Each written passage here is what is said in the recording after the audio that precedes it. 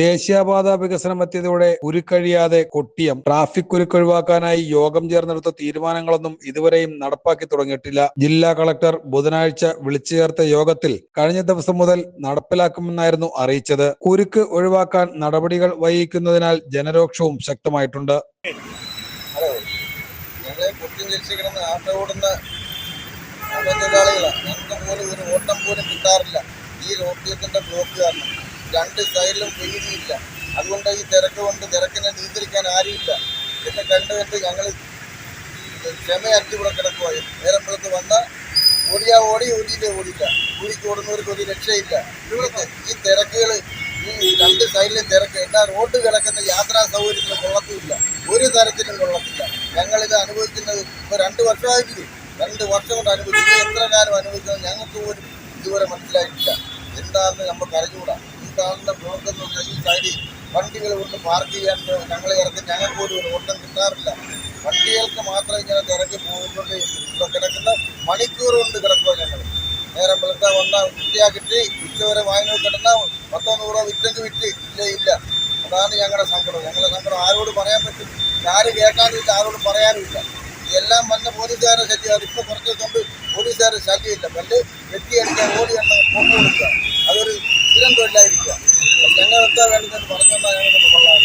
കൊട്ടിയം ജംഗ്ഷനിൽ രോഗിയുമായി വരുന്ന ആംബുലൻസുകൾ കടന്നുപോകാൻ മണിക്കൂറുകൾ വേണ്ടി വരുന്നുണ്ട്. ചാത്തന്നൂർ ഭാഗത്തു നിന്നും കൊട്ടിയത്തേക്ക് വരുന്ന സർവീസ് റോഡിലാണ് തിരക്ക് കൂടുതലും അനുഭവപ്പെടുന്നത്. എന്നിട്ടും ഇതുവരെയും ഗതാഗത കുരുക്കിന് പരിഹാരം കാണാനായിട്ടില്ല. കൊട്ടിയം ഹോളി ക്രോസ് ആശുപത്രി റോഡിലും മയ്യനാട് റോഡിലും കണ്ണനല്ലൂർ റോഡിലുമാണ് വലിയ തിരക്ക് അനുഭവപ്പെടുന്നത്. യോഗ തീരുമാനങ്ങളിലെ നിർദ്ദേശങ്ങൾ പാലിച്ച ചില വാഹനയാത്രക്കാർ കൊട്ടിയം ജംഗ്ഷനിലെത്താതെ ബൈ റൂട്ട് വഴി കടന്നുപോകുന്നതിനാൽ അവർ കുരുക്കിൽപ്പെടാതെ രക്ഷപ്പെടുകയാണ്. കളക്ടർ എടുത്ത തീരുമാനങ്ങൾ എത്രയും വേഗം നടപ്പിലാക്കിയാൽ ഗതാഗത കുരുക്കിന് ഒരു പരിധിവരെ പരിഹാരം കാണാൻ കഴിയുമെന്ന് കൊട്ടിയം പൗരാവേദി പ്രസിഡന്റ് അഡ്വക്കേറ്റ് അജിത് കുമാർ പറഞ്ഞു.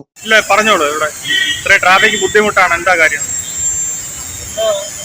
ഇവിടുത്തെ കൊട്ടിയം ജംഗ്ഷനിലെ ഗതാഗത കുരുക്ക് നമ്മുടെ നാടിനൊരു വലിയ ശാപമായി തീർന്നിരിക്കുകയാണ്.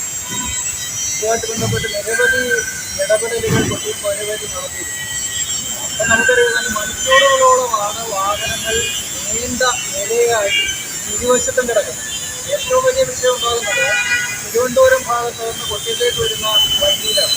മിക്കപ്പോഴും മണിക്കൂറുകളോളം ഇവിടെ നിന്ന് കൊട്ടിയം ജംഗ്ഷനിൽ നിന്ന് ഏതാണ്ട് മൈലക്കാട് വരെ വാഹനങ്ങൾ നീണ്ട നിരയായി കിടക്കുന്ന കാഴ്ച.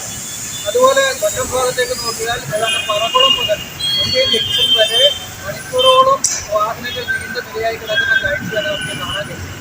ഇതിൽ ശക്തമായ ഇടപെടലുകൾ നമ്മുടെ ബഹുമാന്യനായിട്ടുള്ള കളക്ടറുടെ ഭാഗത്തുനിന്നും മറ്റും ഉണ്ടായി എങ്കിൽ തന്നെ അത് ഇത് പൂർണ്ണമായി നടപ്പിലാക്കപ്പെട്ടിട്ടില്ല എന്നാണ് ഞാൻ മനസ്സിലാക്കുന്നത്.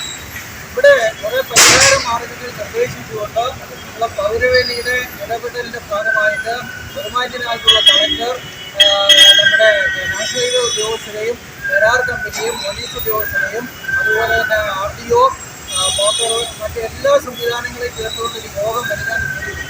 പക്ഷേ അതുമായി ബന്ധപ്പെട്ട് കൂടുതൽ നടപടികളൊന്നും നടപ്പിലാക്കിയായിട്ട് കാണുന്നില്ല. എന്ത് തന്നെയാണെങ്കിലും എനിക്ക് ബഹുമാന്യനായ കളക്ടറുടെ ഇടപെടലിനെ തുടർന്ന് ചെറിയൊരു മാറ്റം, ആശ്വാസകരമായ ഒരു ചെറിയ മാറ്റം ഇവിടെ ഉണ്ടായിട്ടുണ്ട് എന്നുള്ളത് ഞങ്ങൾ അംഗീകരിക്കുമ്പോൾ തന്നെ ഇപ്പോൾ മറ്റുള്ള റോഡുകളിലേക്ക് കൂടി ഈ തിരക്ക് കൂടി വരുന്ന അവസരം. ഹോളി ക്രോസ് റോഡാണ്, എപ്പോഴും ആംബുലൻസുകൾ കടന്നു പോകുന്ന റോഡാണ്, നിരവധി രോഗികൾ കടന്നു പോകുന്ന റോഡാണ്. ആ റോഡിലും ഒക്കെ തന്നെ ഇപ്പോൾ ഗതാഗത തടസ്സം ഉണ്ടാകുന്നു. അതുപോലെ തന്നെ കുണ്ടറയിലേക്ക് പോകുന്ന ഭാഗത്ത് ഗതാഗത തടസ്സം ഉണ്ടാകുന്നു. ഇതിന് ഇന്ന് ഉള്ള നമുക്ക് സജസ്റ്റ് ചെയ്യാൻ കഴിയുന്ന നമുക്ക് മുന്നോട്ട് വയ്ക്കാൻ കഴിയുന്ന ഒരു നിർദ്ദേശം എന്ന് പറയപ്പെടുന്നത് ഡൈവേർഷൻ മാത്രമാണ്. നമുക്കിപ്പോൾ മൈലക്കാട് നിന്ന് അടിപ്പാത വഴി മൈലക്കാട് ജംഗ്ഷനിൽ നിന്ന് കുറേ വാഹനങ്ങളെ വേണമെങ്കിൽ മൈലക്കാട് കണ്ണനല്ലൂർ റോഡിലൂടെ തിരിച്ചുവിടുവാൻ കഴിയും. അതുപോലെ തന്നെ ചെറിയ വാഹനങ്ങളെ മിംസ് ഹോസ്പിറ്റലിൻ്റെ പാർക്കിംഗ് ഏരിയയുടെ സമീപത്തോട് ഹോളി ക്രോസ് റോഡ് വഴി ഉമയനല്ലൂരിലേക്ക് തിരിച്ചുവിടാൻ കഴിയും.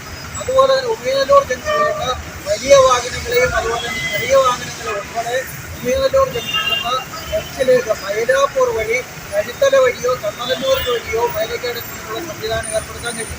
ഇതൊക്കെ ചെയ്യേണ്ടത് പഞ്ചായത്തുകളാണ്. പക്ഷേ ഒരുപക്ഷെ ഈ പഞ്ചായത്തുകളെ ചുമതലപ്പെടുത്തിയിട്ടുണ്ട് എന്നാണ് അദ്ദേഹം പൗരവേദി മനസ്സിലാക്കുന്നത്. പക്ഷേ പഞ്ചായത്തുകൾ ഇത്തരത്തിൽ അത് തിരിച്ചുവിടുന്നതിനുള്ള യാതൊരു നടപടി നടപടികളും ഈ 2 ദിവസമായിട്ട് സ്വീകരിച്ചിട്ടില്ല എന്നുള്ളതാണ് വസ്തുത. എന്ത് തന്നെയായാലും ഇനി വരും ദിനങ്ങൾ ഇനി മഴയുണ്ടാകാൻ പോകുന്നു, മഴ കടന്നു വരും. അതുപോലെ തന്നെ സ്കൂൾ തുറപ്പും കോളേജ് തുറപ്പും ഒക്കെ വരുന്ന അവസരത്തിൽ അവർക്കൊക്കെ തന്നെ വളരെ വലിയ ജനങ്ങൾക്ക് ബുദ്ധിമുട്ടാകുന്ന തരത്തിലേക്ക് മാറുമെന്നുള്ള കാര്യത്തിൽ സംശയമില്ല. അതുകൊണ്ട് അവരുപേരിൽ ആവശ്യപ്പെടുവാനുള്ളത് നടപടികൾ സ്വീകരിക്കണം, ഉചിതമായ നടപടികൾ ജില്ലാ ഭരണകൂടവും രാഷ്ട്രീയ അതോറിറ്റിയും സ്വീകരിക്കണമെന്നാണ് അഭ്യർത്ഥിക്കുവാൻ. പരീക്ഷണാടിസ്ഥാനത്തിൽ ഗതാഗത പരിഷ്കാരം നടത്തുമെന്നാണ് പറഞ്ഞിരുന്നത്. എത്രയും വേഗം നടപ്പിലാക്കേണ്ട കാര്യങ്ങൾ അധികൃതരുടെ അനാസ്ഥ മൂലം ഇഴയുന്നതിന്റെ ദുരിതമാണ് ജനങ്ങൾ അനുഭവിക്കുന്നത്. അടിയന്തരമായി പാലത്തിന്റെ 2ാമത്തെ സ്പാനിന്റെ അടിഭാഗം തുറന്നുകൊടുത്താൽ കുറച്ചുകൂടി ഗതാഗതക്കുരുക്കിന് അയവ് ലഭിക്കും. ബൈ റൂട്ടിലേക്ക് വാഹനങ്ങൾ കടന്നുപോകാനുള്ള ബോർഡുകൾ ഉടൻ സ്ഥാപിക്കുവാൻ ആദിച്ചനല്ലൂർ, മയ്യനാട് പഞ്ചായത്ത് അധികൃതർ തയ്യാറാകണമെന്നും ആവശ്യമുയർന്നിട്ടുണ്ട്.